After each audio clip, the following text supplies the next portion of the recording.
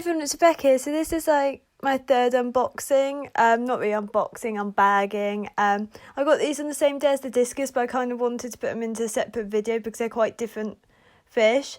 So I got these and made an aquatics, as you kind of see right by the bag, and they were all double bagged. So I like to bag fish. I like fish bagged where upside down, if you get what I mean, because it's smoother on the side, especially with Loricariidae where they can get stuck. It does mean that you have to turn around the fish several times. Not that really bothers them particularly or causes too much stress. The only thing with elastic bands is, well, I find them easier to open than when people tie it, and I can reuse the bag for moving house, stuff like that. So I got two Ancistrus macropthalamus, not the easiest to sex, so I think it could be a male and a female, but I haven't really spent the time. So I did also get Ancistrus ranunculus, the big Ancistrus ranunculus, and it's clearly a male. Females do have large tentacles, but not as large as the male. So this is probably a fully grown male, but you do see smaller ones around that. They will get to that size eventually. So this is just the Ancistrus macropthalamus one of them. You can't really see them too easily on camera, and they look more unusual when you actually see them in person and from certain angles, but they are very much like Ancistrus ranunculus, but deeper, not as wide. And I've done videos on both, and you can kind of see where they're both together. They are all gregarious, and they're peaceful with each other, so they're not actually aggressive, as territorial as other Loricariidae. Hi everyone, so this is 5 days later maybe. Yeah, I think so. So they are feeding, they actually acclimatise really well. They are quite elusive, but I expect that of that species, and I sort of kind of wanted to address the white markings that you see in especially the Ancistrus ranunculus. So this species does get stress markings, so when it is particularly stressed, it gets it kind of does look a bit like a fungus, but it has these white markings. They come and go quite quickly, but it is just a stress sort of thing, so you expect it when they're getting imported, exported, and it's probably more drastic stress than you see in other Loricariidae. A lot of them will get paler, get darker, get different markings as they get stressed and calm down. Sometimes they do it when they're exposed in a bright area, but you do see that in Ancistrus ranunculus where it is quite drastic. So he is feeding, so are the macropthalamus, and they've blended in well with the others of that species that I own. I do have a video on Ancistrus ranunculus, which I think is probably a good idea to watch, rather than me explain everything about how to care for them again, if you get what I mean.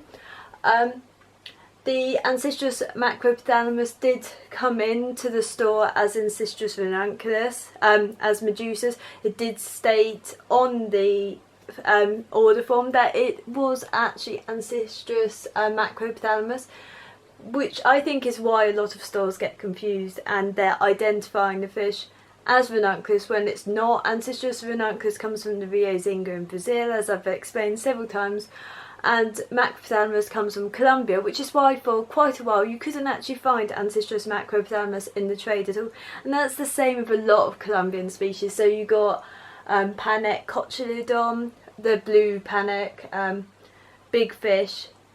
So when it disappeared, I believe it's due to the conflict in Colombia. You couldn't get it anywhere, and then when it came back, the price just roared. So rocketed up, and then Apistogramma vagita wasn't available in the trade for years and years. Instead, it was Ancistrus macropthalamus being imported in. I believe, I think it is Colombian, and so we're seeing a lot more different Colombian fish come in, but this species is entirely different to ranunculus in appearance. It is flat, it's more dorsoventrally flattened, but is slightly deeper. It's not as wide to the point of ranunculus. The tentacles are the same in males and females as far as I can see and have ever read. Their tentacles aren't as big, they will never be as big. They are spotted as well as juveniles, they do lose their spotting, and Ancistrus ranunculus does have a spotted variant, which is found in the same areas as the normal variant. That the spotted variant holds it on for the rest of its life, but it does seem to lose that banding on the tail that you see as a juvenile. And also there is the L255 rare species, the Ancistrus SPL255, which is undescribed, and it is spotted, a lot more spotted than the spotted variant of Ancistrus ranunculus, and it is a different looking fish. So yeah, there is a lot of confusion, and you can kind of get some real gems if you know what you're looking for. You say, that looks a bit odd, maybe I'll research it further. So a lot of things do get imported as other things, and it depends how much you're expecting to pay for each one, and rare doesn't mean the price will be more expensive. This unboxing was at the same time as my discus, but I didn't want to, well, unbagging, but I didn't want to like combine it, because they're different fish, different care, different things I wanted to say about them, and I did get them from the same store. So yeah, I'll probably be doing more videos, mostly up here, because I don't want to disturb people downstairs, because everyone's at home practically now, working from home, or can't go anywhere during weekends, so it's a bit everyone's everywhere.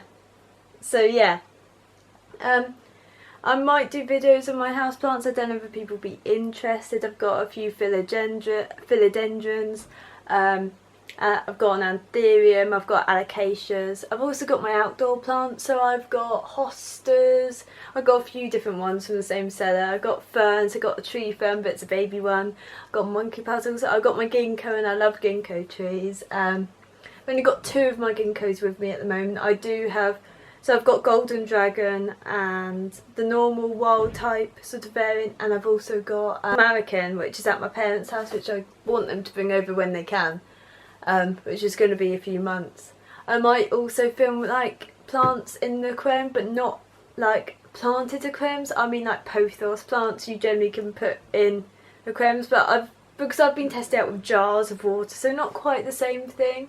The only thing is, I find if your aquarium water perimeters, especially nitrates, are really low, you get die off. Whether it just die off, you have to put in a jar, put it back later. So yeah, especially, well, it's root rot, so I have to see anyway. So yeah, I've got quite a few different things. Depends what people are interested in.